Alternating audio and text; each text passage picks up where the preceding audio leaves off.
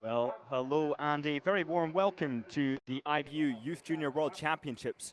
Today we have the 4x6 kilometer mixed relay, and the youth are going to get us underway today. And it's been a pretty eventful championship so far, with some challenging conditions to contend with out there on the tracks. And these athletes now just preparing. The nerves will be jangling and the pressure is going to be high.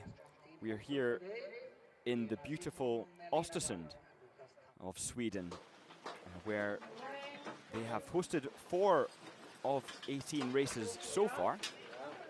Leo Gundersen of Norway being one of the highlight racers to date, having already secured himself a gold medal. Elmer Nordlande of Sweden, going to be feeling the pressure in front of his home crowd. Elsa Tanglander is going to be sharing that pressure, starting with bib number 10, so a little bit further back off the front for the Swedes. The start list being a reflection of the overall points from last year's Youth Junior World Championships. And at the moment, these young biathletes are getting themselves prepared, first of all, by making sure that their trigger pressure is correct. Lola Bugo of France.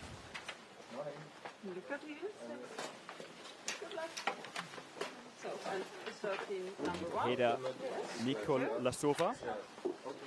She had a pretty good day yesterday, not as good as her teammate. Adela Liptajova getting prepared also for Czechia, and it's a team to look out for. Czechia today, the usual favorites, the usual suspects. We have the French team, every single one of their racers all managing to get into the top 7 in yesterday's race. The French really doing well with their development programs. A constant flow of French talent coming up and penetrating the World Cup. And the Swedes, they've got the tradition, they have the nerves. I think that's rightly felt. There you can see the team having those final words of encouragement from coaches and support staff alike.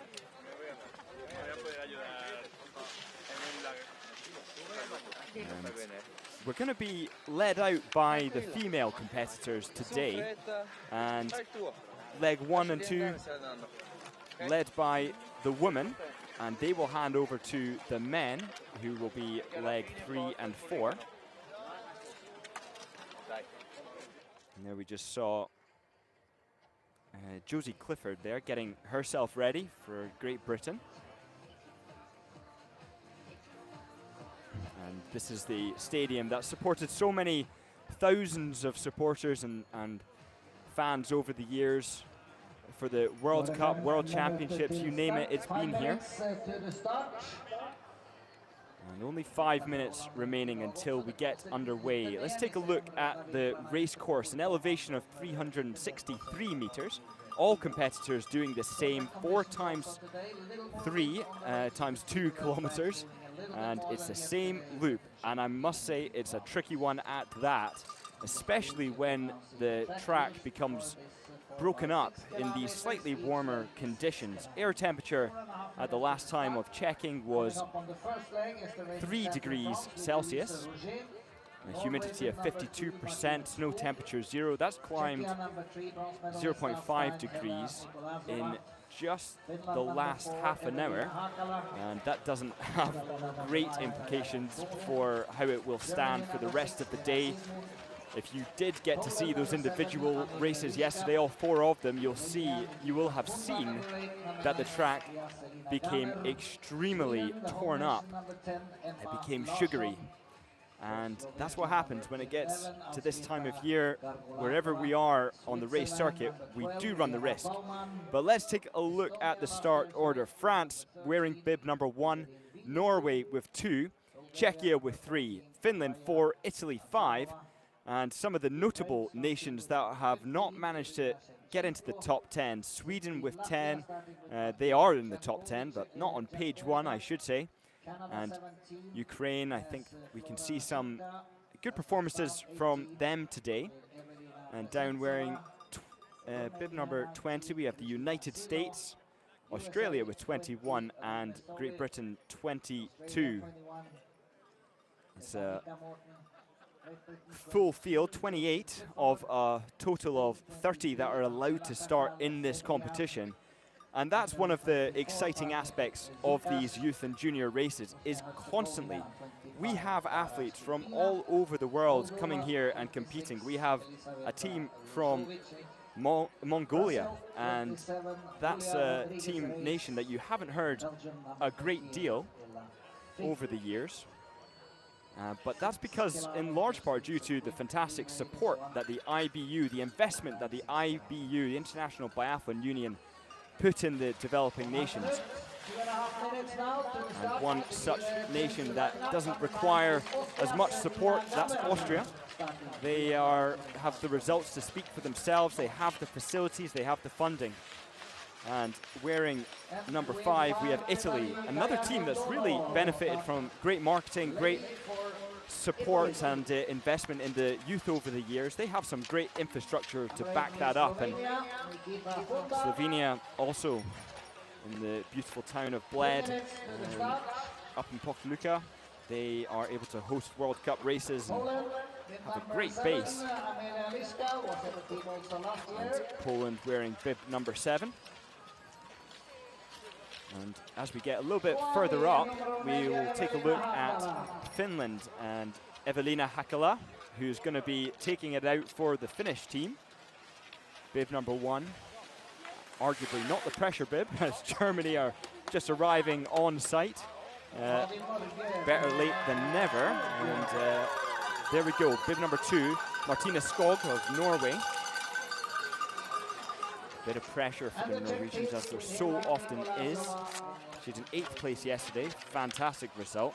And Czechia, Heda Mikalasova with 23rd yesterday, 6 penalties, so skiing quickly.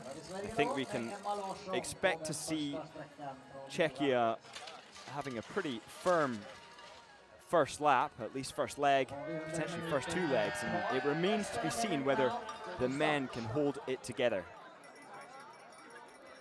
And wearing bib number 1, we have Louisa Rigaud of France, 7th place yesterday. Not long to go until these youth athletes get underway. 30 seconds to be precise, and no need to stand in the starting posture for the full duration, as the tension can set in. But it's big pressure now. The first team event of this Youth and Junior World Championships, and some 10 seconds remaining till the start.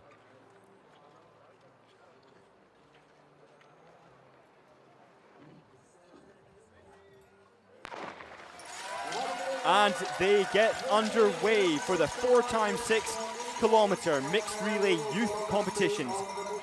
The women taking out leg 1 and 2, and the men 3 and 4. And the pressure is going to be high, because not only are they competing for their nation, but they're competing to make their teammates proud as they watch on nervously, anticipating success, anticipating there being some certainly anxiety and some plot changes on the shooting range, as there so often is. But look at that unbelievably fast start from Heda Mikolasova, who really is absolutely thundering her way up this first very steep hill. Do not be deceived by this camera angle. I can attest to it from personal experience.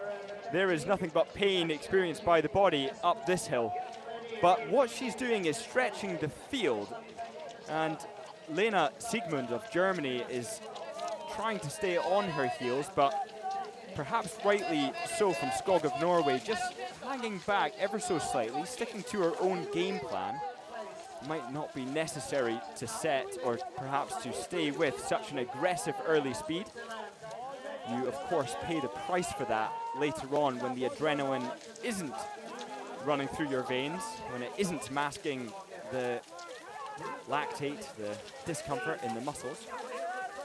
And there's the range officials telling coaches to get out of the way of the camera, as we see Josie Clifford there just hanging on to the back of the group and getting herself into a tuck as she goes over the top of the hill. Now, this early pace is continuing. Heda Mikolasova is really wanting to punish her fellow competitors. She knows that she's in good ski form, as we saw yesterday, where despite those 6 misses, she managed to get a fantastic 23rd. But this is when Germany says, no thank you, I'm quite happy to punish myself. And that's with Siegmund. She had a 12th place, 3 mistakes yesterday in the individual. But she has also been competing at the Open European Championships for the youth and junior events, and having some fairly good results there for the German. 24 seconds back now to Clifford of Great Britain, and it's a very early fast pace, as we can see some of the lesser experienced nations struggling to hang on. And I think what we can expect to see is that because of this aggression, 2 things in particular: a lot of mistakes on the shooting range, and a lot of people really struggling on that last lap, and indeed also the second lap. A shock to the system if you haven't warmed up fully in preparation for such a speed. But in their arsenal, as well as tactics, they have spare rounds which they can use. 3 for prone, 3 for stand. It's only 3 laps, 2 shoots. And this little S-bend, depriving these biathletes of the kind of recovery they so eagerly await as they come into the range. There is a decent downhill. Perhaps that is part of Mikolasova's strategy, is to utilize that recovery and stretch the field early. But biathlon is a cruel sport. It relies on the sensible pacing in order to be able to hit the targets. If you can ski fast and get the targets down, then so much the better. Skog is 4.2 back. Siegmund is 5.1 back. Rochot of France, 6.2 back. And I suspect this is something of a sensible strategy from 3 of the top nations there, Norway, France, and Germany, deciding that there is no need to be quite so aggressive, but the heat of the moment can be captivating, the pressure of the moment. Because for these youths who are still in the infancy of their careers, are very new to head-to-head battle on the international field. And when you're stood next to nations who have so much success over the years on the World Cup, you want to stamp down your authority early. But look at that, the gap is not huge. Czechia currently in the lead by some 15 meters. And this long stretch that we didn't quite get to see is a long downhill leading into a flat. And it remains a flat all the way into the shooting range, allowing the crowd to soak up the atmosphere and get their expectations for what is about to unfold. They will go onto the mats that correspond with their bib number, only for this visit to the range, and thereafter will filter in from lane 1. The wind flags are calm. The stadium is already looking slushy. And the first target goes down. Czechia has managed to hit 2-4-2. Sweden in front of their home crowd, they're following suit. And but they've missed 3, so has Czechia. Switzerland look to be going clean, and they have 5 targets out of 5. Bulgaria promising to have the same success, and they do.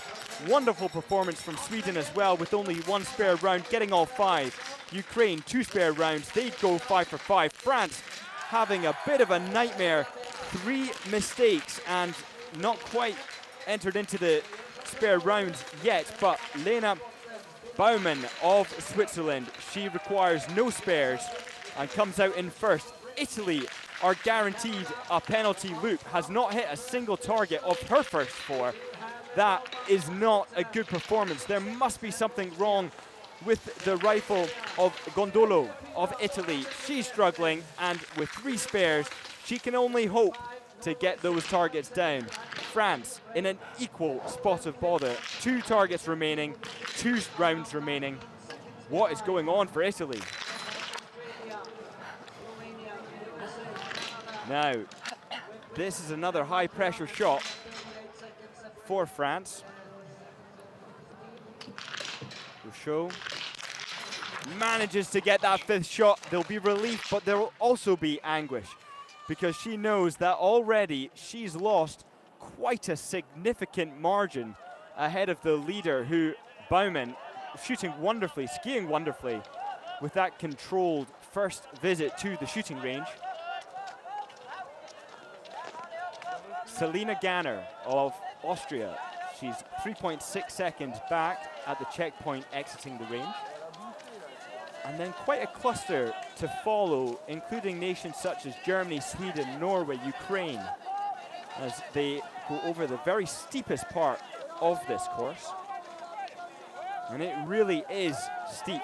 And you can see the sun just eking out through the trees, melting that top layer of snow and foreshadowing, ironically, given that it's in the sun, but foreshadowing a very slushy section of the track later on for the youth 2nd, 3rd and 4th legs, but also the juniors, who have an entire afternoon to wait until their race is going to unfold. Australia, Great Britain, they've done fantastically well. And exiting the range, 35 seconds back for Josie Clifford, managing to close the gap on Morton. And that puts them into 11th and 12th. Now, revisiting the start of the race field, with Baumann setting a time of 9 minutes and 5 seconds to the 2.8 kilometer mark. That's 800 meters from the shooting range to this point. And we'll be able to see how the times have evolved. She is skiing fast. Ganner has lost some 6 seconds to the Swiss athlete up until this point. Skog 11.2 seconds back. She's actually gained time on the leader. That's the Norwegian who came 8th yesterday with her 3 penalties. Her first international biathlon race. Julia Clifford there in 11th place, followed closely by Morton of Australia, requiring 2 for the Brits, 2 spares that is, and 1 for the Australian. But let's cast our gaze further down the order, where we can see a pretty upsetting result from the Italians. 4 penalty loops, 3 minutes 13 back, just after 2 kilometers, and that is a painful pill to swallow for one of the favorites of this race. Now, you can lose so much time in a heartbeat, but gaining it back is a little bit more tricky, because even if the top team really crumbles and has a similar catastrophe, you have to expect or hope for the other nations to all do the same. So although I would never say in biathlon it's impossible for the Italians to feature again, it is harder. But there is one psychological component which does pave the way for teams like Italy to claw back sometime, and that is that there is really no pressure on her teammates. Gondolo, with yesterday's 24th place, only 2 penalties in the individual, that's 18 out of 20, just missed 7 out of 8 shots. something was wrong technically. Was it the nerves or was it a technical issue?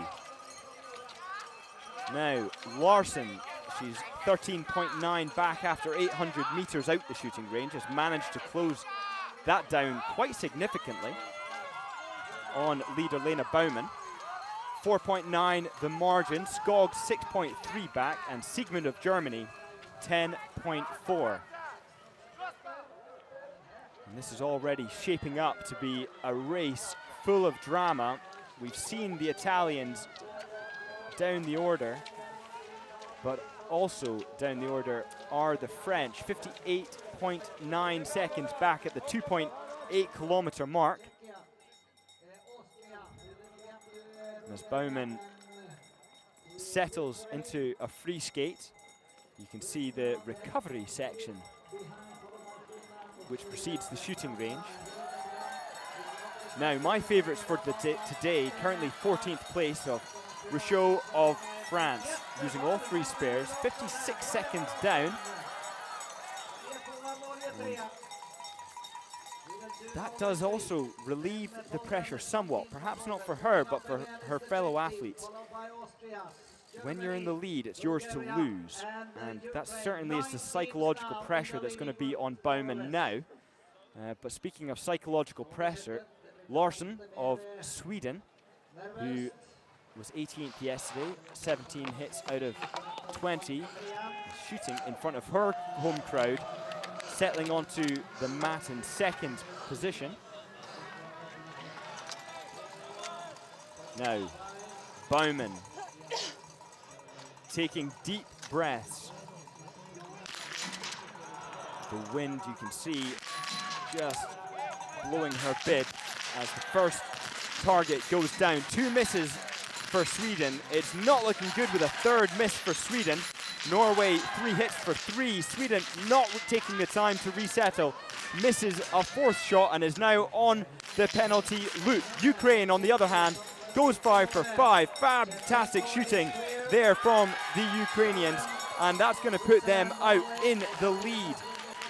Wonderful performance from Shevchenko of Ukraine, only using 2 spares, both in the prone, but a nightmare for the Swedes, who are guaranteed 3 penalty loops, and indeed it is 3 penalty loops.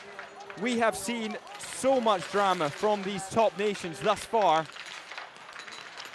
France having some trouble, Italy having major issues.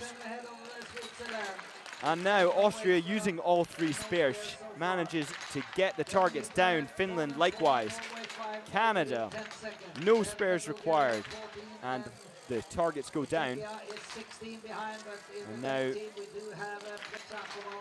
for Clifford of Great Britain, she's used 1 spare and she's managed to hit the target. USA and France side by side. France managing to go clear, and it's now time to claw back precious seconds for the favourites leading into today's race. Clifford gets the last target with the last round. Fantastic shooting from the Brit. But all eyes now on Team France as 1 minute and 6 seconds in the red. The question is posed, are they able as a collective to close down that gap? Well, we will see, as that 1 minute and 6 seconds needs to decrease down to something under a minute, really, to leave me with any optimism. And a nightmare, a real nightmare for the Swede. Larsson, she's 16 years of age, and this is a very unique scenario for the home nation, competing at home with the rest of the world, and the pressure got to her. 3 penalty loops for Sweden. But up the front, the order has shuffled. Switzerland are now in the lead. Baumann really putting on an impressive show with no fatigue showing in her legs as she powers her way up this hill. 16th place in the individual. That's no easy feat, but Martina Skog deciding enough is enough. She's put on a charge, getting past the 4.8 kilometer mark in the lead, only using 2 spares for her outing. That's 2 more than the Swiss athlete. But now she's opening the gap, starting 10 seconds behind Shevchenko of Ukraine, exiting the shooting range, and now has a 6-second advantage over the Ukrainian athlete. And only so much credit can be attributed to the wax on the skis. Common waxing for these competitors at this level, junior and youth events. That means everyone has the same treatment of wax on their skis. And Skog is really charging up this rather uncomfortable gradient where skate 2, that's pulling on both legs, is the optimal technique. But when fatigue kicks in, you will see some of the biathletes doing the uphill technique, skate 1 up that section of track. But Skog has no time in her race for that. She intends to leave her teammates with a fantastic lead, and she has some really great athletes following in her footsteps. Bjorg is her female teammate, and she came 30th with 5 mistakes yesterday. Following on from her is going to be the first of the male athletes of the Norwegian team, 15th yesterday, and Gunderson, who was in 8th place. So, up at the front with a wonderful technique, Skog is having absolutely none of it from her competitor Baumann, and is putting everything into this final lap. This really is essentially the sprint finish section because it's downhill from here. And that tight corner there being quite a pivotal moment because it's not time to rest. You have to work over the top to ensure that every single second is accounted for, not just for yourself, but for your teammates. And that's a wonderful lead there and a wonderful lap from the Norwegian. And you can really see that gap opening up.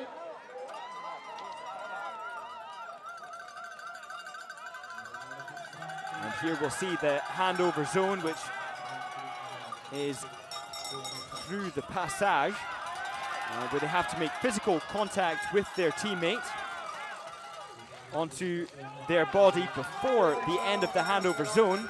And getting underway for Norway is Bjorg, and she is going to be hunted down by Switzerland and Germany and Czechia.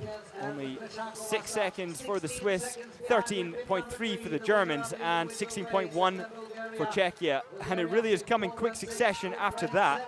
5th place we have Bulgaria. 6th place we have Poland, followed by Ukraine in 7th. 27.1 seconds back for the Ukrainian Shevchenko after having left the shooting range in 1st position. It's really a great presentation of just how quickly the Norwegian was moving on that last lap.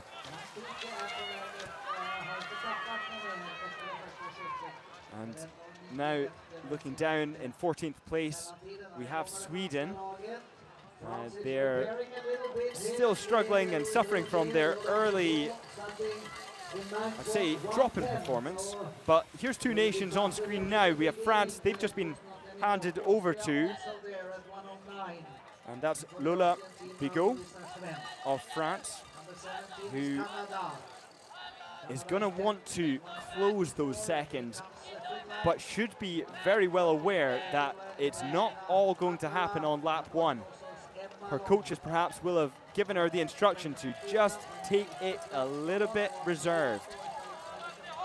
And Ida Bjorg of Norway there, doing the skate 2, or as the Norwegians say, the doppeldance, very deep into this hill until the incline becomes just that little bit steeper. And that's good going up this terrain, especially given how deep the snow is. Right now, given the shade, it's not that deep. But for sure, it's going to get slushier and slushier as this race develops.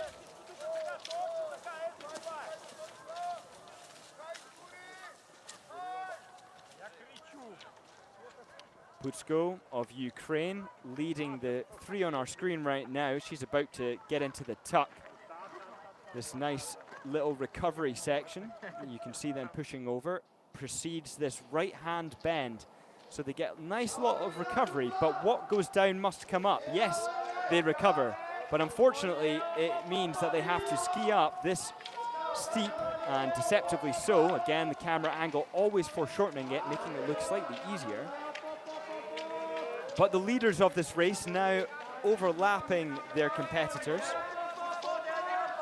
So Ida of Norway in second place, Melina Gaup of Germany in first place, and Plechikova of Czechia 4 seconds down off the lead. And a really impressive performance there from Gaup.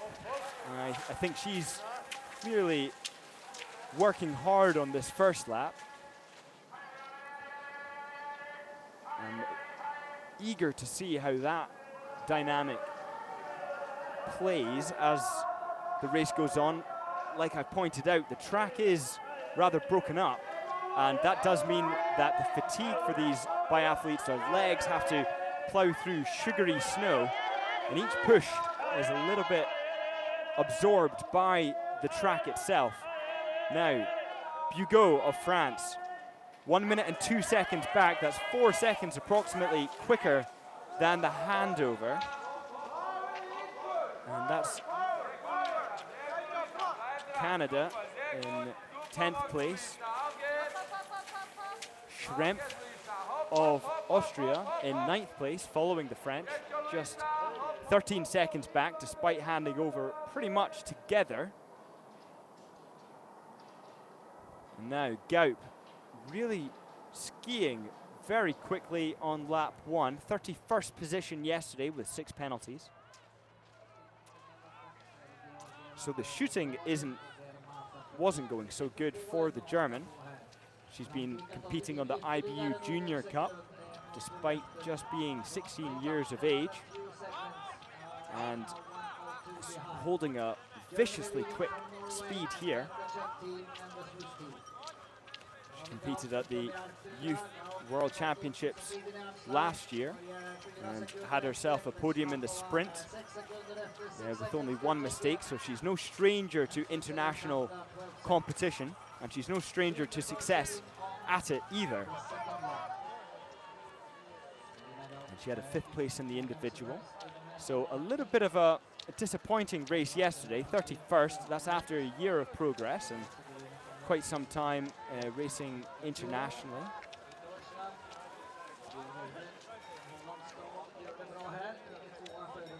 And now Switzerland with Kafka, 12.6 seconds back at the 7.5 kilometer mark. And the Italians exchanging at 4 minutes and 8 seconds back. Again, one of the hot favorite nations, 24th position. The relay does that to these athletes. Gaup did not shoot well yesterday, but the pressure is going to be on as she is entering the shooting range. This wonderful view there we have from the watchtower, as Gaup is going to be transitioning from a fighter on the tracks to a shooter in the range, getting the breathing under control. As her teammates watch on, as her nation watches on, the pressure is high. Norway settling onto mat 2, and Czechia onto mat 3.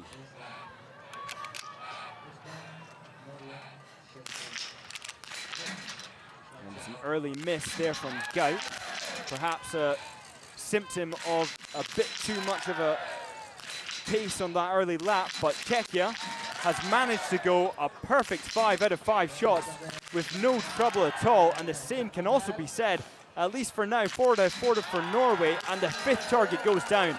Wonderful shooting from the Norwegian. Ida now going to be side by side with Gaup as they leave the shooting range. Switzerland misses the first spare, and that's with Kafka now loading in her second spare round, hoping to get that first shot, and she does. Now, the order has already taken another shuffle as Iliona Plechikova of Czechia has taken the lead, 10 seconds over Gaup, who really put in a fierce performance on the first lap of her leg. Bulgaria go 5 for 5, no spares required. Good shooting from the Bulgarians. And once again, Putsko of Ukraine putting in a good performance for her nation. Now let's take a look. France, 4 for 4 and 5 for 5. This could be the beginning of the redemption arc for the French, for the favorites in today's race. And let's just see how that has affected Hugo's order. Well, she came into the shooting range 1 minute and 3 seconds back and has lost 6 seconds exiting the shooting range. So she is now 1 minute and 9 seconds down, but she didn't miss a target, and that is significant. Sweden, again, another nation who is struggling, perhaps with the pressure, because this is their home field. Sweden cannot afford another miss.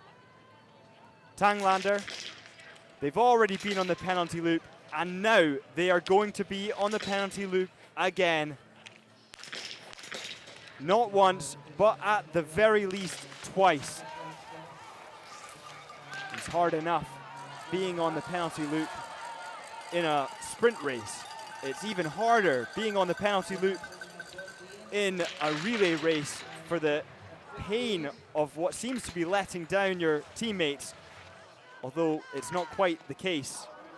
But it's even harder in front of your home crowd. I have nothing but sympathy for the Swedes, and we'll keep you up to date with how they progress. But taking a look up the sharp end of the field, Plechikova of Czechia still managing to hold the lead over Gaup of Germany, 8.9 seconds in the green.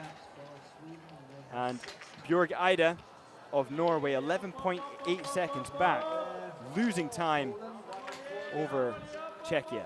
Now, just to set your expectations here, Plechikova is not just any other competitor. She is the winner of the Youth World Championships individual, and that was despite missing 3 targets. That is impressive and seldom said by a commentator, because it seldom occurs. Wonderful, wonderful skiing from Plechikova yesterday, and she's going to be putting that into full effect today.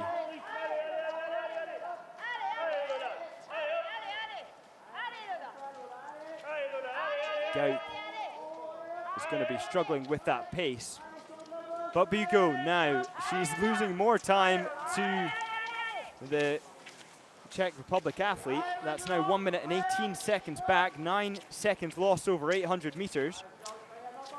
So the French still consistently staying there and climbing the results, as teams before them are slowly falling down the order.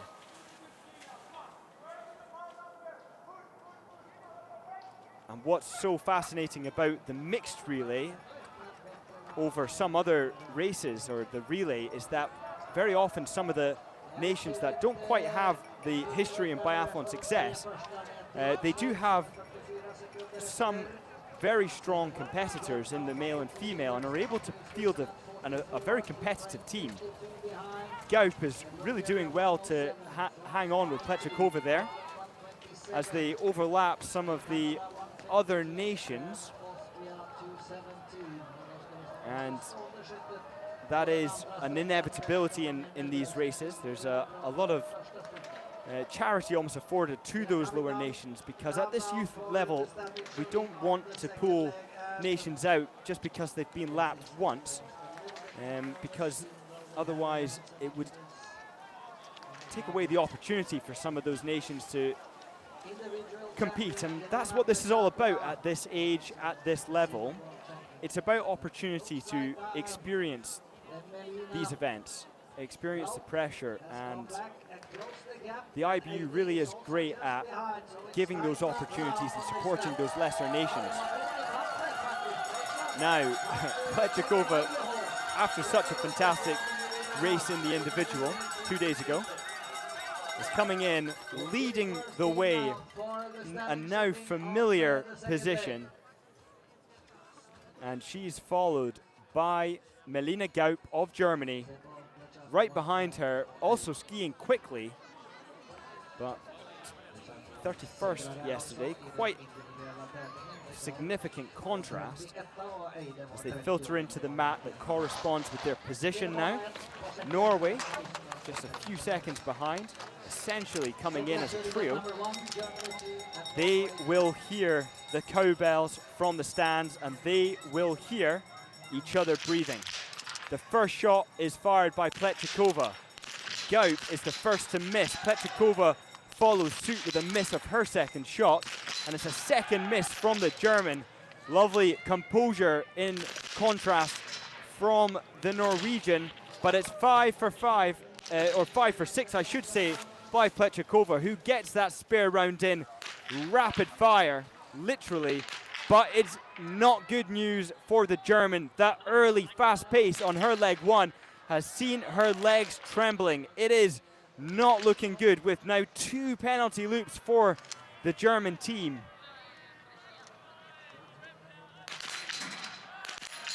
And now she manages to get the final shot. That's 3 hits of 8, and it's not great for the Germans, who are going to be taking a left before the timing marker, as the Norwegians in the crowd cheer loudly for Ida of Norway as she gets her 5 shots with the use of 2 spares.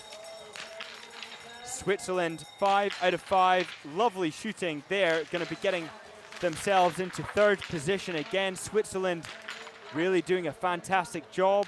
They hosted the World Championships just a matter of days ago, and it seems cruel to bring such attention to the misses of these athletes, as Putzko crosses 1 minute and 2 seconds down in 4th place for Ukraine, because the pressure is high, but the very best senior competitors in the world very often, very frequently, are on the penalty loop. As Gaup, 1 minute and 20 down after coming into the range pretty much there in the lead. Those 2 penalties costing her greatly. But penalty loops and relays are not uncommon, or I should say they are common. About 50% of the best senior competitors in the world are going to go on the penalty loop. Or at least half of the time, Norway, France, Germany, Italy, Sweden will go on the penalty loop in a relay. It's crazy, it seems, especially with those extra rounds, but it happens. Georgieva of Bulgaria, 7th position there behind France with Bugot, 1 minute 34 back for the French. Germata of Poland using 4 spares collectively, 2 minutes and 7 seconds down. And in 9th place, Kirschman of Canada. They're doing fantastic, still very much in the race for the Canadians. Austria, gonna be tough now for the Austrians, for Germata, I should say Schempf. 2 remaining targets, 2 remaining bullets. The first of those 2 is a hit for Schempf. And the pressure is now for the Austrians to get that last shot as Slovenia go clean And it's 2 penalty loops for the Austrians. Now for the Italians, it's not looking so bad after all. That early nightmare on the shooting range could still yet be recovered. Great Britain on the heels of Sweden, the home nation competitors. And now 2 mistakes for the Swede. The pressure very much being felt by Tanglander, wearing bib number 10, but for sure rank number 10 is an understatement for our expectations. But what a shame, that's another penalty loop for the home nation at this Youth World Championships. The pressure is just that high. And that's 2 penalty loops. It's a crushing feeling. The disappointment will certainly be there for the Swedes, but I do hope that they are not too hard on themselves. Biathlon is a hard sport, and the pressure, like I said, 3 different pressures all being felt by the Swedes. As we see the leaders of this race, it seems like they are going to be potentially threatening, lapping the Swedes. And that is going to be a bitter pill to swallow. So Ilona Plechikova of Czechia now setting a time of 37 minutes and 25 seconds into this race, collectively only having used 6 spares, and the competitors a long way back. Now, it certainly wasn't too hard to predict that the Czech athletes would do very well up to this stage. 2 strong female competitors, and although they do have 2 strong male competitors, it's not quite the standard, and the pressure will be to maintain that impressive lead. Now in second place with Björg Eide of Norway, 18 years old. 42.1 seconds back, but the handover now for Czechia, as they are well and truly leading this race over 40 seconds as the first of the male competitors get underway.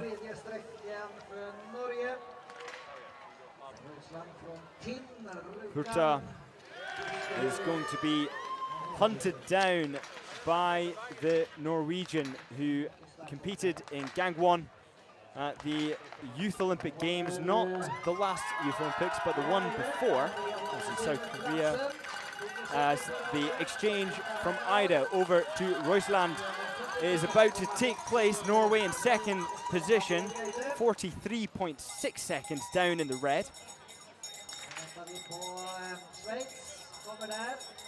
And Roisland, he finished in 15th place yesterday with 4 penalties, choosing not to race on the Junior Cup. The Norwegians are maintaining that routine.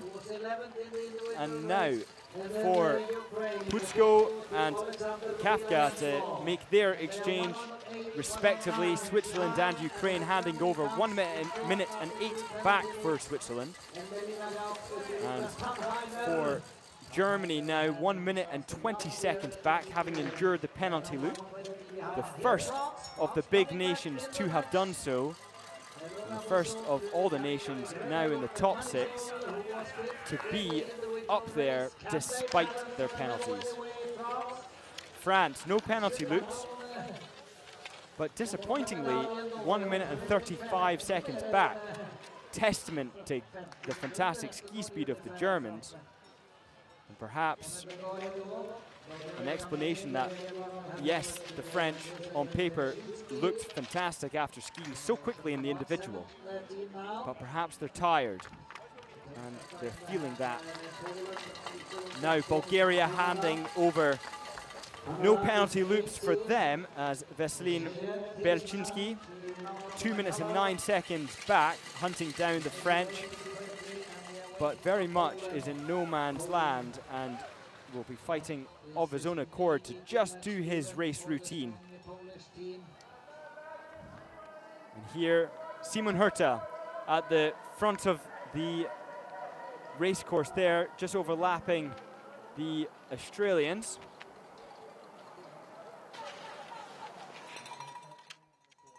And Poland now exiting the handover. And that's 2 minutes and 32 seconds back.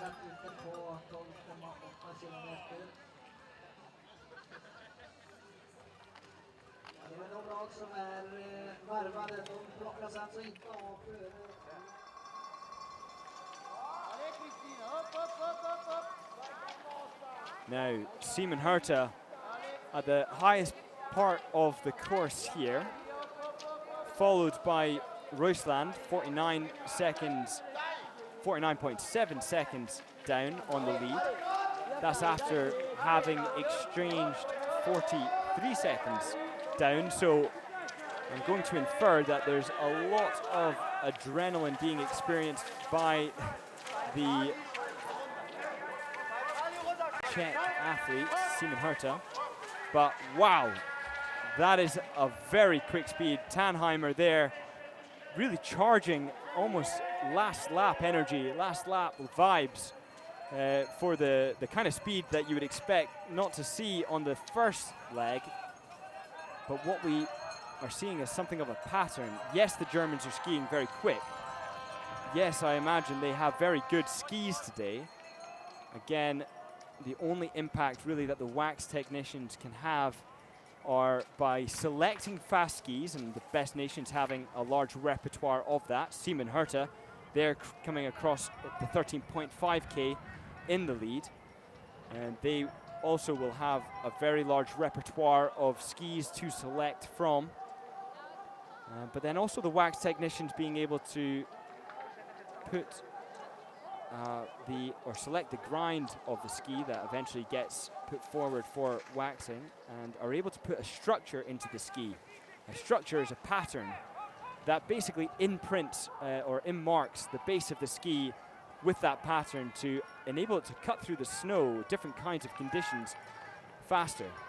And now as we turn to Rusland of Norway, and he's been a medalist at the Youth Olympic Games before. One mistake at Gangwon, and that was last season, not this one. And 49.4 seconds back. Now, that kind of pacing speaks to me, or speaks of maturity. 1 minute and 6 seconds back from the German. He has been handed over to 1 minute and 23 seconds off the lead. At the 12.8, he got that down to 1 minute and 13, and now all the way down to 1 minute and 6. So Tannheimer really pushing the pace on Herta, who's already skiing very quickly relative to the Norwegian. Let's see if Herta can hold it together on the shooting range. All eyes on Czechia. The first target goes down cleanly. It's fast shooting.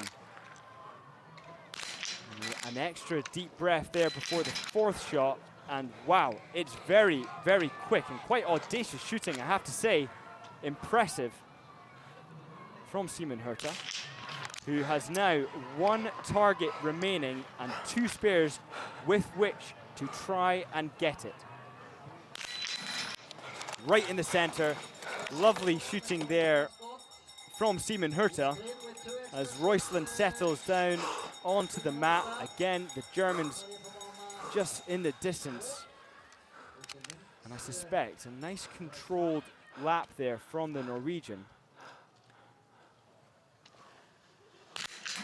And there's no stranger to success.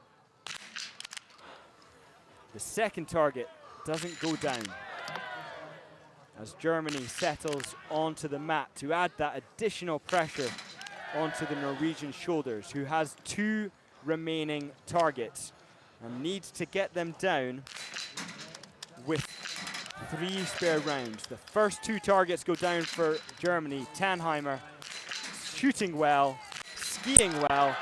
It's a wonderful performance from the German, who now has closed the gap successfully on Norway. And not just that, but wow, what an impressive first lap he has had, and has now the opportunity to get in behind Roysland of Norway, and they can work together.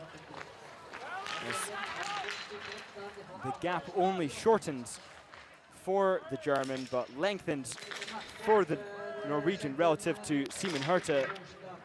France now doing well in the shooting range, hits the first three but misses the last two, as Ukraine, Biathlon crosses the line in 1 minute and 14 seconds off the lead. France now managing to secure that fifth pivotal shot, and that's great shooting there from the Frenchman. And it's looking good for France. Their comeback has been gradual, and it's been relative to the leaders, not too substantive, but what a performance there from Canada. That's 5 hits out of 5 on the range without the use of any spares. And they're doing fantastic in 8th place. That's McCulloch of Canada. What a wonderful race we have from them so far today. And Simon Herta now all by himself in these pine forests that surround the track, but being hunted down after he's lapping some of the nations there. But Germany, Tannheimer, is skiing relentlessly. He seems to have legs that have no trouble with these horrible soft conditions that are just getting increasingly torn up. But what a wonderful technique and performance from Tannheimer. Everything about his energy speaks of great form. Roysland struggling to stay with him, but still closing the gap on the leader. They've managed to claw back a significant margin, over 10 seconds in those 800 meters since the range on Simon Herta of Czechia. Ukraine wearing bib number 15, ranked quite low, but performing quite well in 4th place. Only 1 spare used for Biathlon of Ukraine. As we cut back to the race leader, Simon Herta, now as he's over all the hardest parts of the course and now gets a comfortable recovery into the shooting range, or I should say actually taking that left-hander into the final hill before recovering into the shooting range. In this part of the track in the sun, but you can actually see that despite the fact that there's shade cast upon the track, it's not making that big a difference. But you can see there from the Czech coach telling Simon Herta, take it easy. There's no need to go crazy at this point, as Louise of USA is actually getting in behind the race leader, taking this opportunity to follow on in his footsteps and his pace,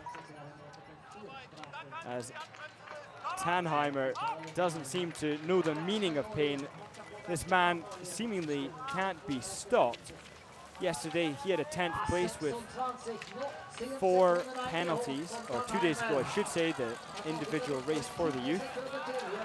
And struggling is Roysland, trying to close him down, but it's not happening relative to the German, but it certainly is happening relative to Simon Herta of Czechia. That time now down to 38.6 seconds, a time that leading into the range was 48.4 seconds.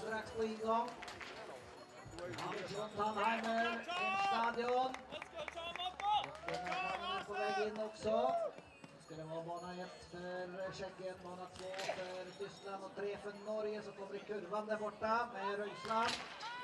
And now the first of the male athletes leading the race, Simon Herta, now coming in to shoot on lane 2. It looks to be an accident from the American there, who is shooting on the incorrect lane, so he's been sent back and has to be very careful now, skiing against the traffic.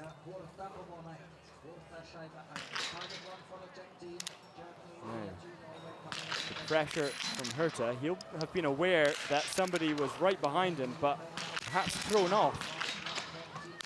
Not expecting there to be somebody there, but he's handled the pressure well with fast shooting, just like in the prone. That's wonderful shooting from Herta. Controlled breathing. And he gets that final shot. It's a wonderful performance from Czechia, who is going to take the lead and perhaps even increase his lead with a nice settled pace over his last lap. Tannheimer has only missed one shot in his first 5. Only one miss there from Norway as well, the middle shot. And Tannheimer failing to get that last shot with both 2 spare rounds, unlike his Roysland of Norway, who manages to get 5 shots with 6 bullets. And it's a nightmare for the Germans, who for the 3rd time today are going to be on the penalty loop. I think Tannheimer, again, just going a little bit too hard, just like Gaup did perhaps on her early legs. And it's just not worth it. It's not necessary to go so fast when hitting those targets is so consequential. Ukraine now side by side with France. And Gratulov of France gets 5 for 5. Bilenenko of Ukraine gets 5, not with 5, I should say, with the spare rounds, but nevertheless 5 targets are down, and both Ukraine and France are now exiting the range with the company of Belchinski, who has been lapped. Canada now still putting in an absolutely fantastic performance, with McCulloch now hitting the first of his 5 targets. It's quick shooting from the Canadian, and side by side with the Swede, with the Swiss athlete, he manages to get all 5 targets down with a fantastic shooting rate, a fantastic rhythm, and is going to be out in 6th place for the Canadians. That's McCulloch having been handed over to all the way in 8th place, and getting it to 6th is no easy feat, but a lovely technique there from McCulloch and a lovely shoot. The Canadians are shooting fantastically, only having relied on 4 spares for the whole day so far. Really is a great effort so far, but less can be said for the Germans, with Tannheimer, as we see this miss, is on the left by 5 centimeters. It's not a close miss, but it's a painful one. Norway with Roysland pacing himself sensibly on that last lap, or at least losing time to the German. They're going to be coming in to see if he can close that gap.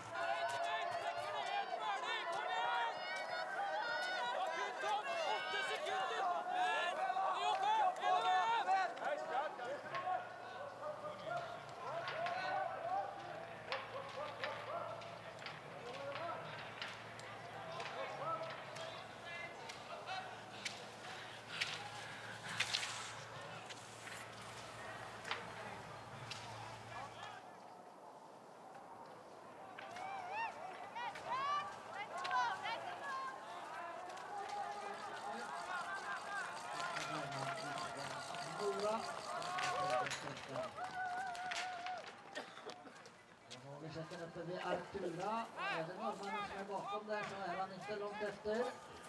Volta now just a downhill towards the stadium, but Norway coming closer and closer. Ja, Ryssland har sparat lite krafter här till sista varvet. Det blir det där då. 17 sekunder är han efter. Han nu svänger ner mot stadion. Who's där uppe på krönet kommer ner mot växling. Soon the last changeover. The Czech team will have the lead.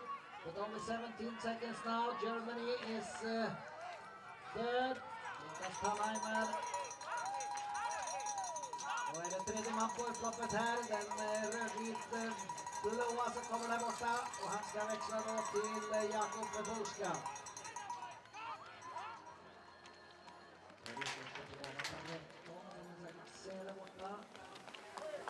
Växlar över laget.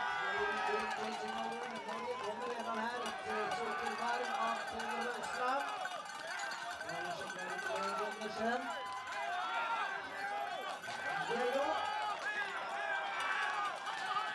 Då är Norge bara 15,7 sekunder efter. Tysken kommer ner för backen. Lukas Thalheimer kommt auf im Stadion zum letzten Wechsel. Schickt Kolby Kübler ins Rennen. Det var Frankrike då, som ska ha 20-talet sekunder efter igen. Här är Tyskland, och 41 efter. Tyskland 41,7. And we're waiting for France coming into the fight for the medals again. Leo Carlier, the bronze medalist who was in the winning team last year. Bra lopp här av Karel Gratelup Manisol. Good race. Det är bien. Good race. 1:02. 1 minut 10 sekunder.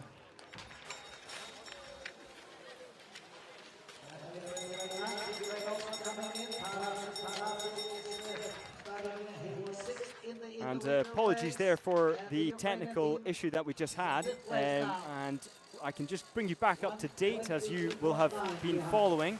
We have Czechia in the lead, crossing the line, or the exchange 3, 15.7 seconds ahead of Norway. And Germany, having endured those 3 penalty loops, 41.7 seconds down. France really clawing back time here now, only 1 minute and 2 seconds back. That harkens back to those early laps where we saw the French losing some time, but now managing to maintain it. And I do wonder if they can close that gap on the Germans. But now McCulloch doing wonderfully in his leg. Only 22 seconds lost to Tannheimer of Germany, and handing over in an impressive 6th place, Jakub Buska of Czechia. The pressure is on his shoulders.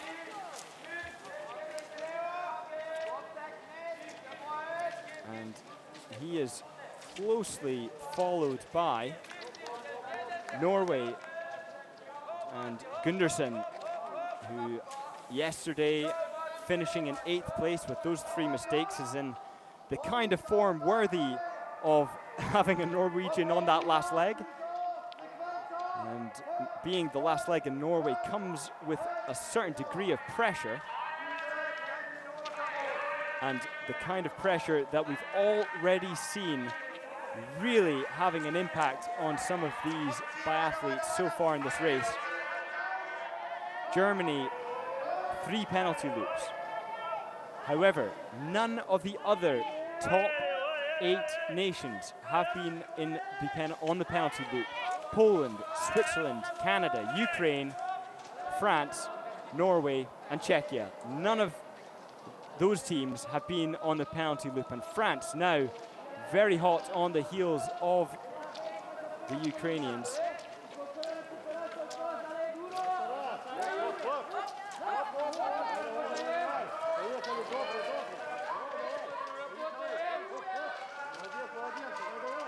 Okay, and now we can see Tarasiuk of Ukraine in 5th place and has lost a significant margin to the French. It's 21 seconds back at exchange 3. And that has opened up to 33 seconds. Jakub Buska now really putting in a relaxed performance, I would say, over this hill, or that's now Gundersen of Norway, looking slightly less relaxed, and I'm not surprised with Kubler of Germany on his tail. There's a lot of other nations now being lapped, and it's become a little bit more difficult to see who is in the lead and who is not, and this is why they take them out of the race once lapped on the World Cup, but not here. This is not a field about victory alone. This is a field, an opportunity for some of these smaller nations to put in their best athletes and hopefully experience something. But an experience this certainly is for Buska, as he leads the mixed relay for Czechia for his first of 2 shoots. There's been no penalty loops for Czechia so far today, and Buska's certainly going to be hoping to follow his process. But look at those win flags. They are certainly up from before. And you can see there Gundersen, who is closing the gap by the meter.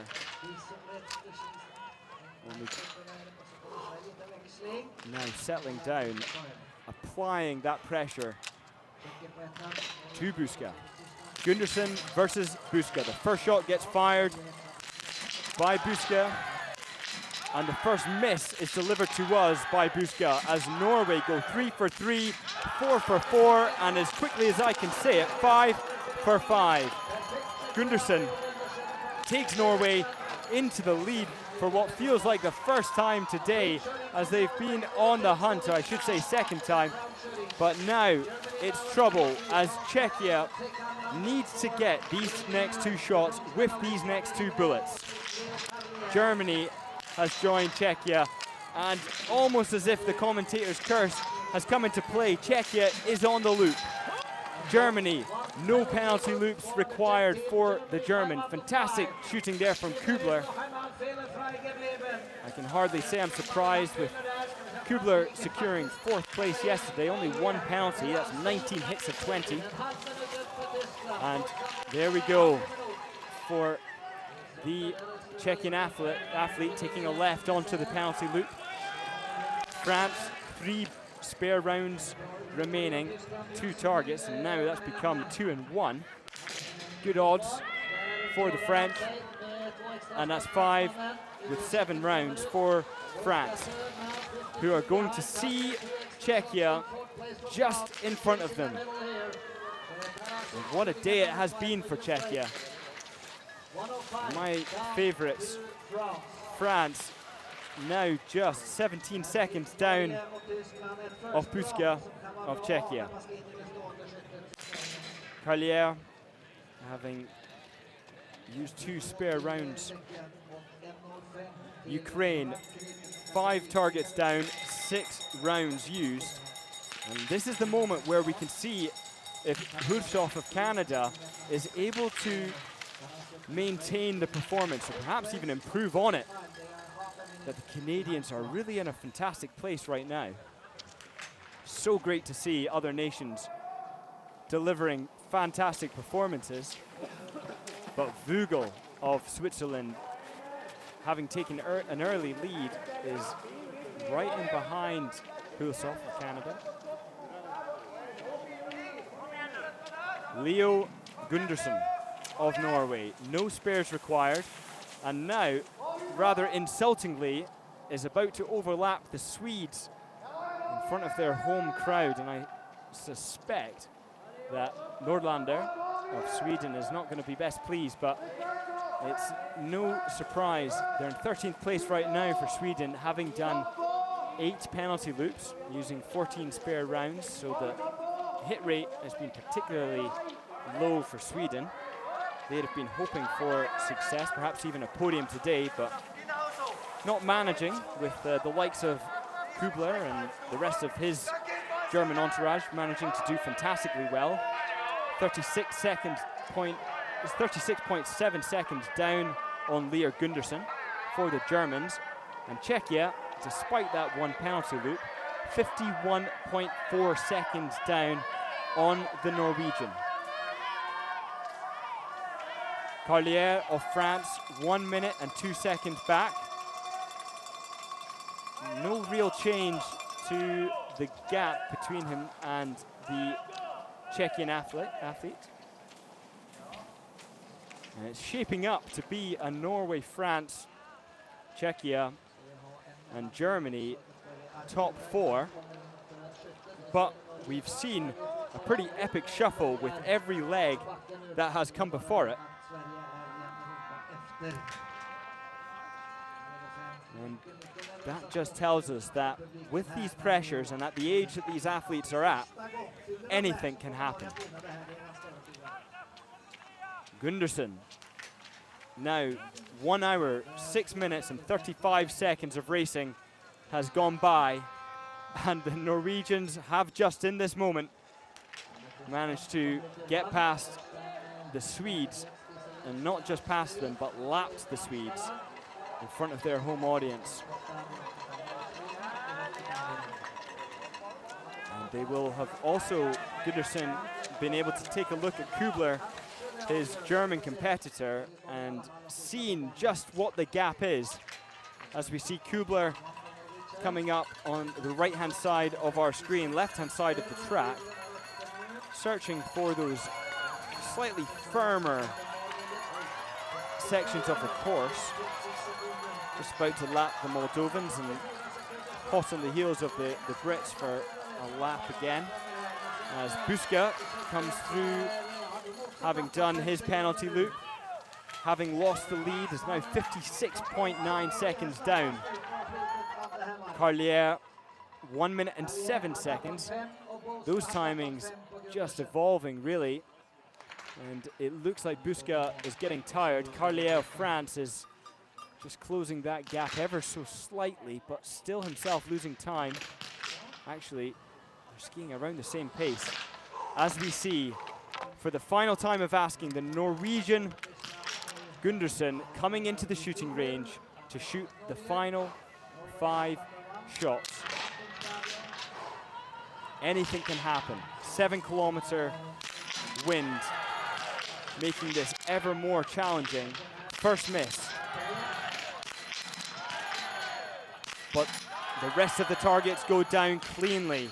1 target remains standing. Kubler has entered the shooting range. Oh, and it's an edge shot. The target wanted to go down. Arguably, an electric target would have seen that target fall, but it was a miss, and the spare has been loaded, and the spare round strikes clean. It's a wonderful shoot there from the Norwegian as he exits the range. 8 shoots have been done, and it looks like it could be a victory for the Norwegians. Leo Gundersen taking a good lead over the Germans. And Kubler of Germany, he's shooting fast. 1 mistake that he manages to recuperate with a very quick spare. Testament to his shooting over the past few days. But the battle for bronze is on as we see France and Czechia side by side. And 3 mistakes from Czechia. The pressure has really got to Buska, meaning that France have an opportunity, and they've taken that opportunity. Wonderful shooting there from Carlier of France, who came into the shooting range head-to-head with Chet, who is now on the penalty loop once again. And it looks to be Norway, Germany, and France in that order for our podium today. And only 1 penalty loop for Czechia. Lovely clean shooting there from Benson of Great Britain, as Canada and Ukraine, they're contending for their very own spots high up the order. A really wonderful performance on the shooting range from both. Ukraine only requiring 1 spare round, managing to get, again, 5 targets with 6 rounds, something of a theme. And the same can be said for Canada. Lovely shooting at the last time of asking, but now France 17 seconds or 27 seconds down on the Germans, but still absolutely charging up the steepest part of the track. which has become ever more dilapidated as the race progresses. As we turn to our leaders, Leo Gundersen of Norway. 1 hour of 10 minutes of racing has gone by, and Gundersen is quite impressively in the lead with no real pressure to go fast. So long championships ahead for the Norwegian, and he'd do well to take it easy, to rest his legs. And unless he has a fall, Kubler, who is some 33 seconds behind, isn't going to be able to close that gap. But complacency is a killer in this sport, and anything can happen, as we can see from Carlier, who is representing the French, is deciding that he is not going to settle for anything less than maximum effort on this last lap. 17 seconds down off Kubler of Germany. Third place yesterday with bronze, and could be another bronze today. 2 penalty loops in the individual, I should say 2 days ago, in the youth individual race there for Carlier. So perhaps he fancies his chances. He's fueled for a silver. He's already got a bronze for his medal cabinet. He wants silver to be added to that. And he might be thinking, well, this German in front of me has been around the penalty loop, and the Germans have been around that penalty loop 3 times. The morale damage that could have incurred is an opportunity for the Frenchman. The gap between France and Germany is closing. Leo Gundersen has no need to panic, as he'll take a look at where second place sits.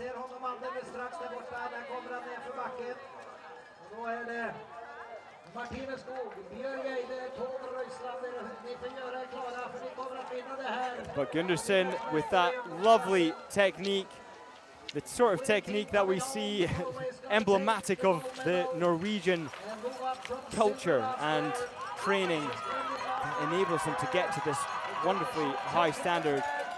Very young, and he carries the Norwegian flag proudly towards the finish line.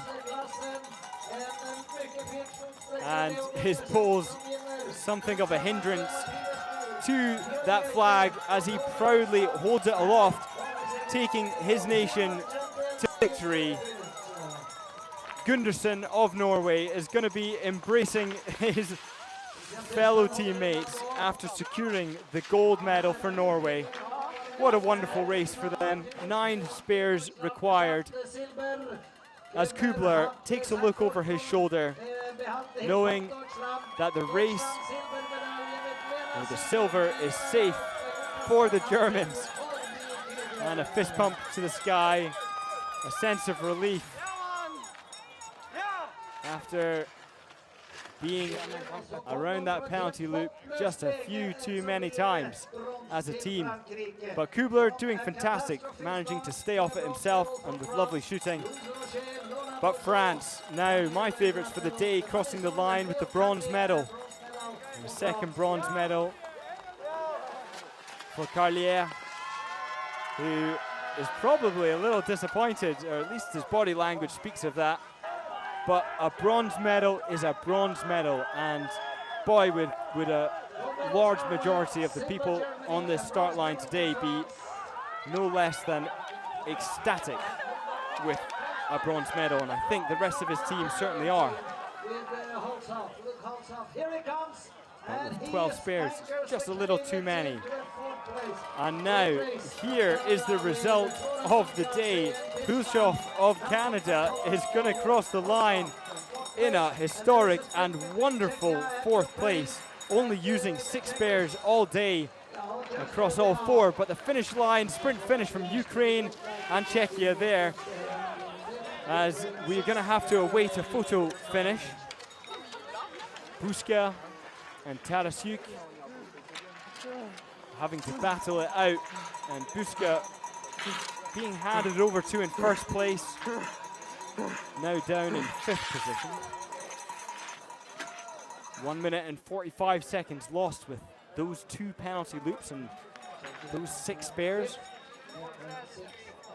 And the Ukrainians doing well to just always be there or thereabouts, but let's not brush over the Canadian performance too quickly. Isn't that something to behold? 4th place for Canada. A truly wonderful performance. And the gold medal there for Gundersen. Skog, Ida, Roysland, Gundersen of Norway securing themselves the victory. And here we see Poland, the next to come into the finish line.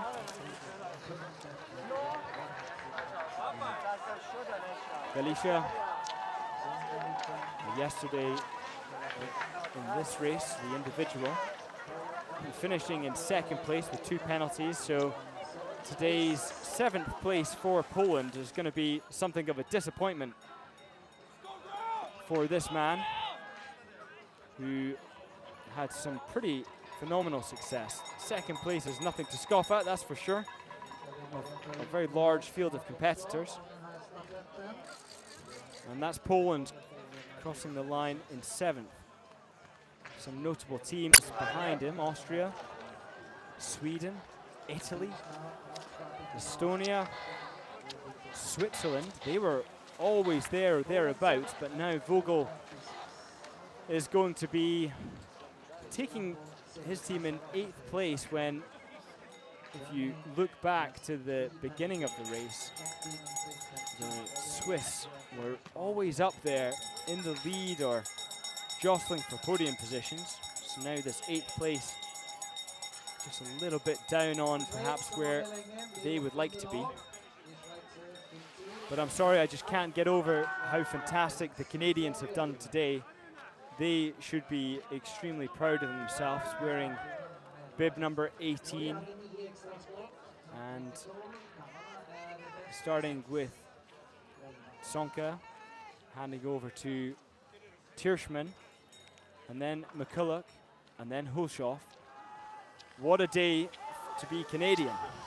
And I hope all the viewers are as proud as the competitors will be of their performance.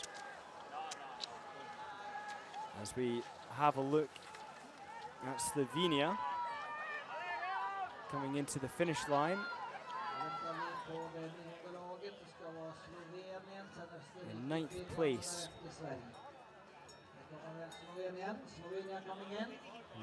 And Mejlik of Slovenia just getting to cruise across the finish line.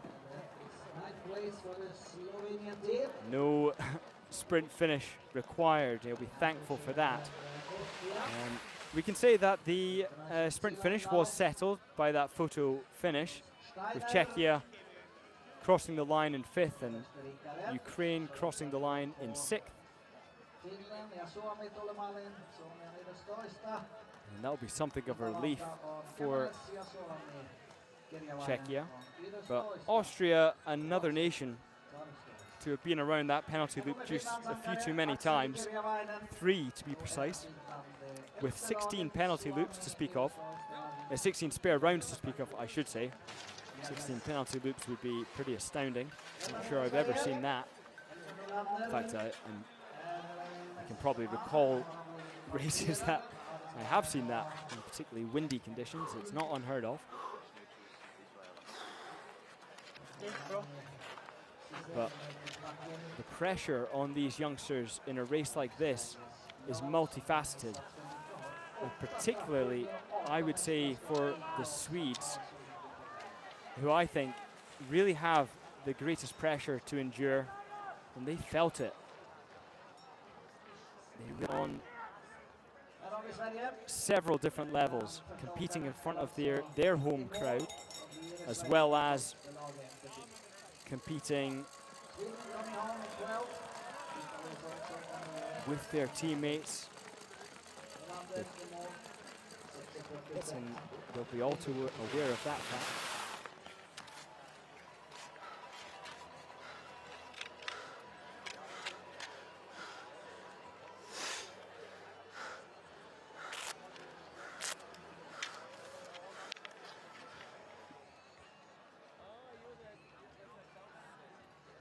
for Italy, also for Latvia and Bulgaria. Italia, Kontos, also a modern start. 6 penalty loops for the Italian team. Manuel Kontos, they will be 13. Behind, followed by Latvia. Followed by Latvia. Number 14. Latvian team with very much Rosbergs. Bulgaria will be 15 with Nikolov. Also waiting for Judas for Estonia. Judas and with the group team.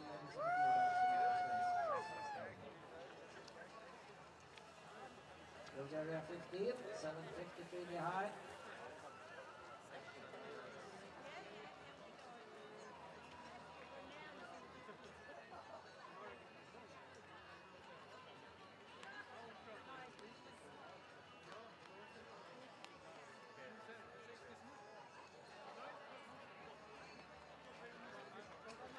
Nu har vi Estland då med lillebror Jonas, Jonathan. På 16:e plats. Det är 2 lag till som är ute på banan som inte har blivit avplockade. Det är Storbritannien och Australien. 2 more teams of course who have not been taken out. We are waiting for Britain and for Australia. Vi har ceremoni givetvis också i dag direkt efter lagen har gått i mål.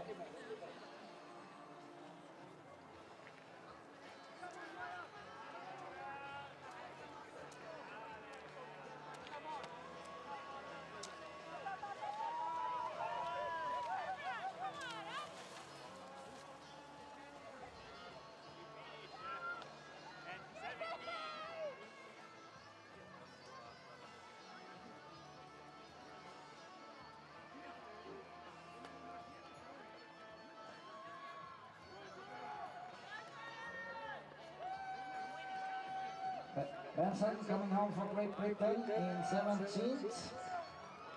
Graham Benson. That means they're gonna beat Australia because Australia is on the last little uphill now. And Australia is the last team who has not been taken out. Samuel Johnson is gonna anchor the team to 18th place.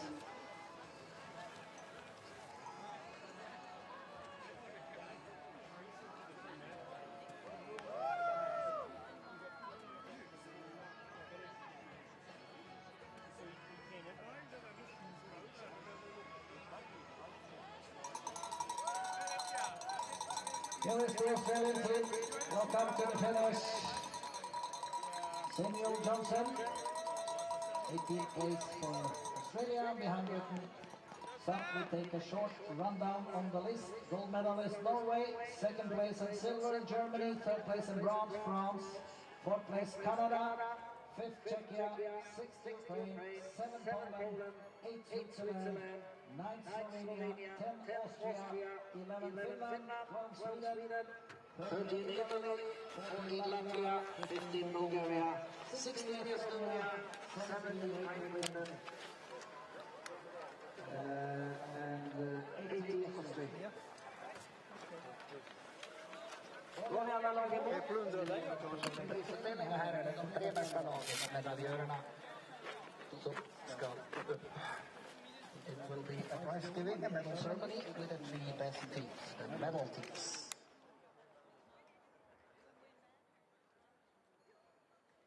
Påminner vi att det kommer ett juniorstafett som startar klockan 4 då, 16:00. And once again, apologies for the technical issues there. We're just having a look at the overall leaderboard where we can see that Norway has taken the victory today, ahead of Germany, followed by France for the bronze medal.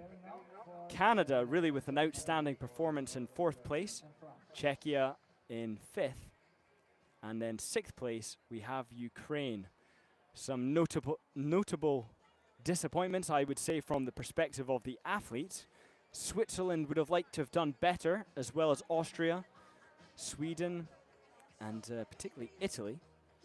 But a challenging day, nevertheless, I would say, on the range with some changing wind conditions.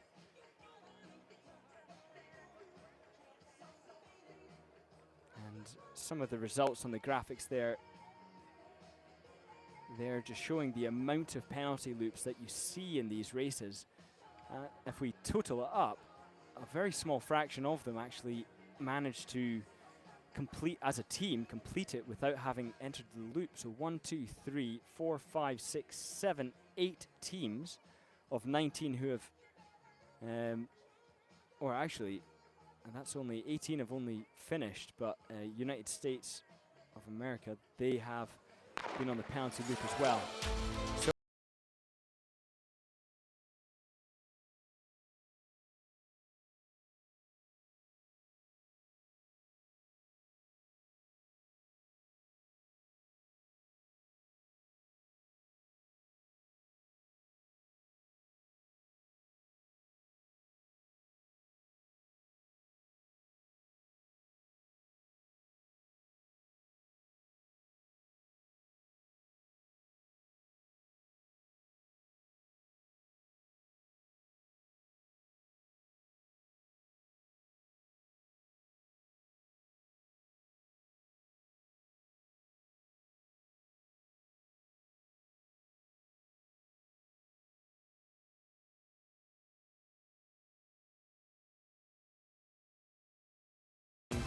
taking his team into the bronze medal position. But today is Norway's day, and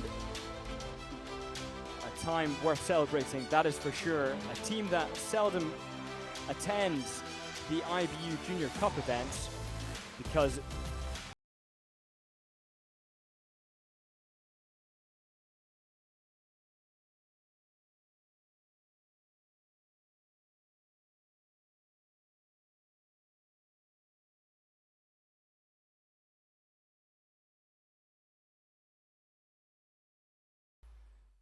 so many of them come from Norway.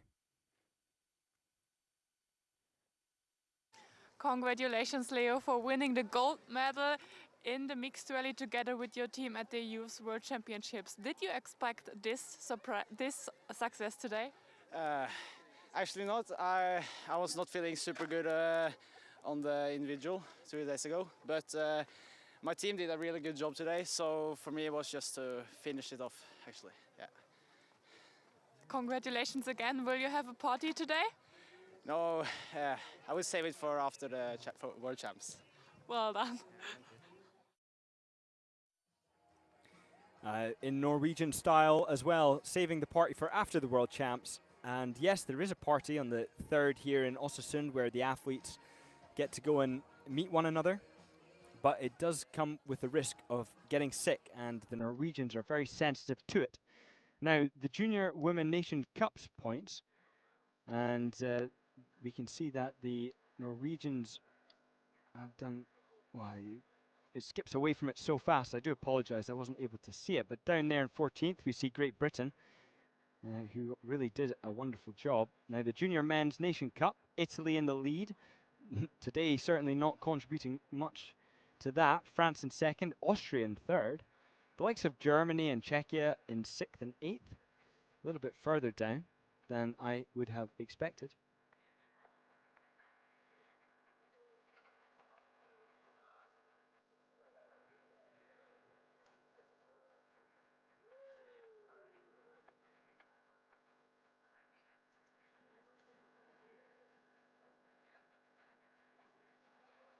Well, I'd like to say a big thank you for everybody who's come and joined us today for these races, and for those who are going to stay here for the prize-giving ceremony, the medal ceremony.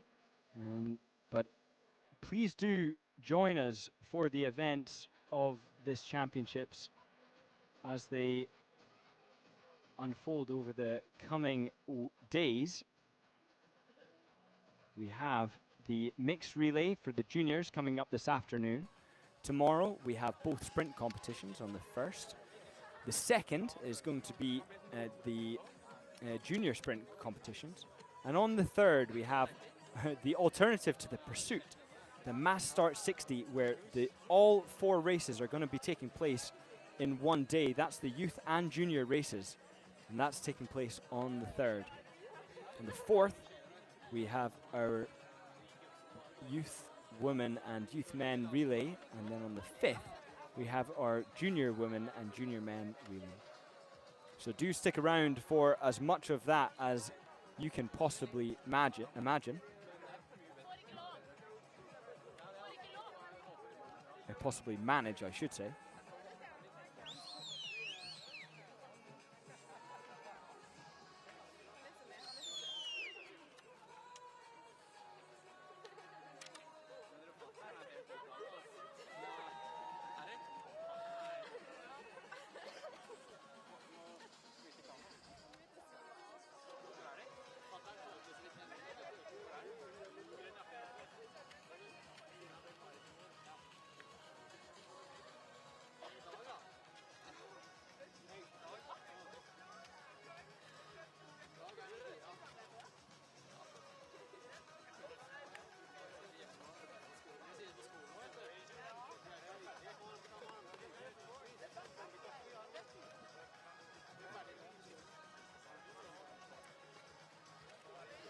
So Tomat's there, who is the course director in Bucuriani in Georgia for the competition, the Youth Olympics, the European Youth Olympics, I should say.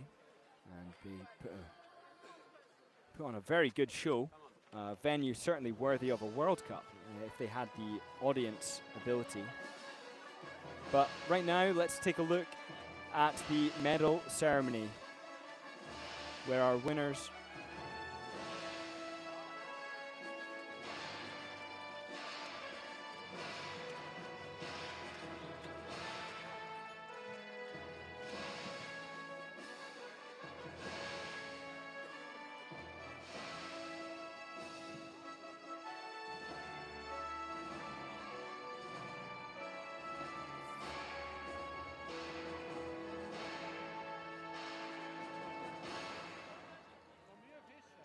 Ladies and gentlemen, the IB Youth and Junior World Championships in Östersund, Sweden 2025.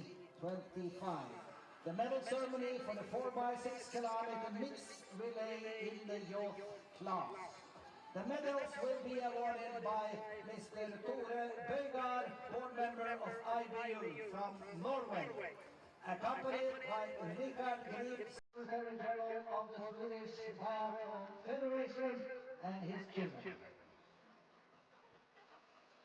In first place, winners of the bronze medal, Team France, Louise Roger, Laurent Bourgeot, Camille Gratalo, Marisol, and Leo Carlier.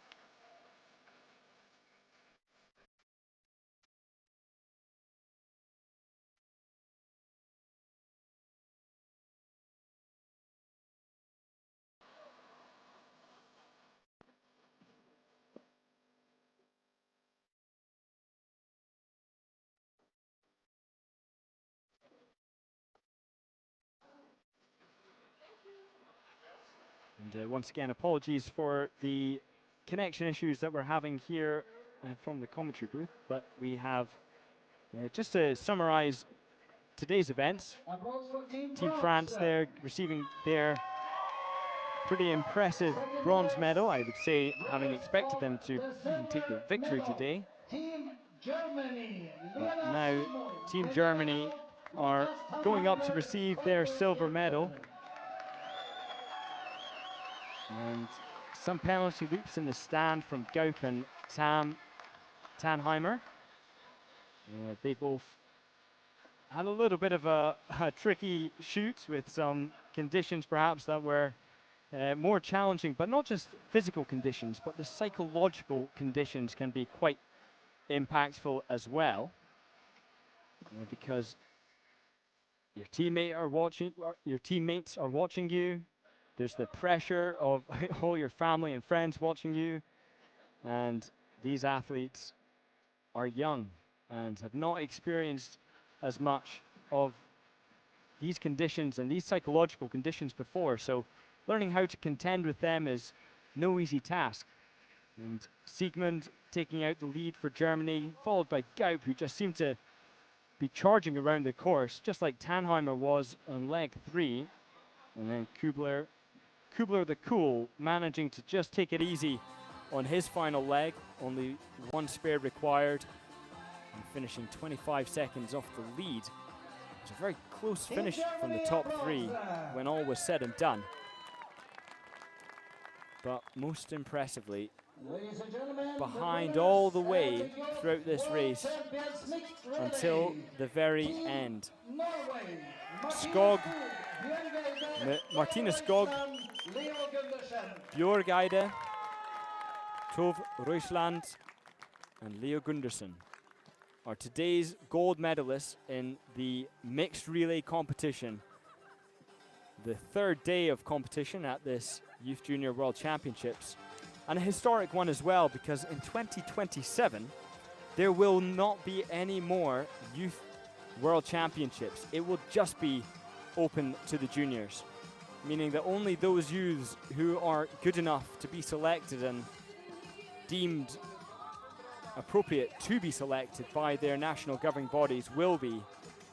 So this historic medal is the second last that's going to be handed out to any Norwegian. And potentially, if they aren't able to contend with the formidable French, who are truly putting in a wonderful performance. I speak generally over the years, the French have just been coming up, dominating on the World Cup, really on the men and women's field, something that is not equally true of the Norwegians. The men's field being extremely dominant, but the women's field not as much. And the Germans, they really are doing well on the youth side of things, but Norwegians are our champions today. And that's a smile that is going to stay on their faces for the foreseeable. But let's take a listen to the Norwegian national anthem.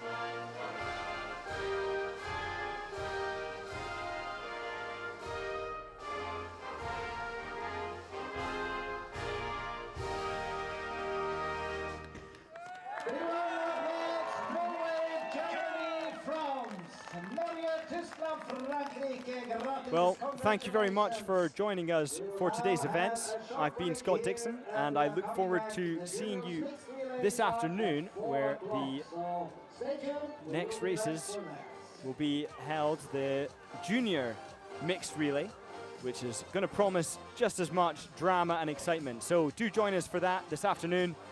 That's everything from me today. Thank you for joining us, and until this afternoon, goodbye.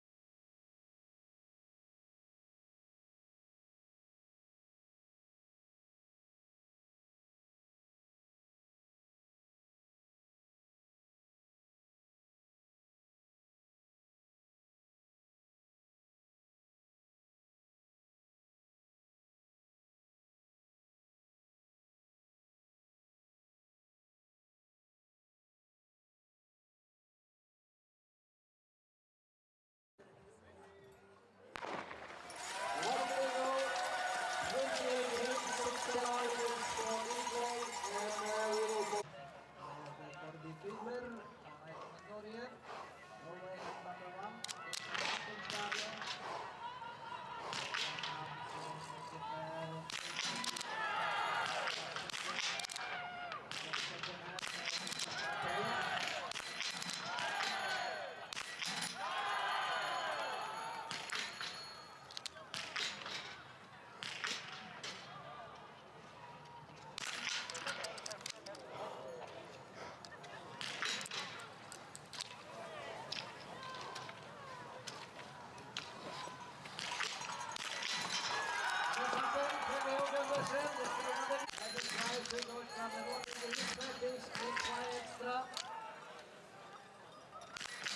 Kommer tecken på bana 3.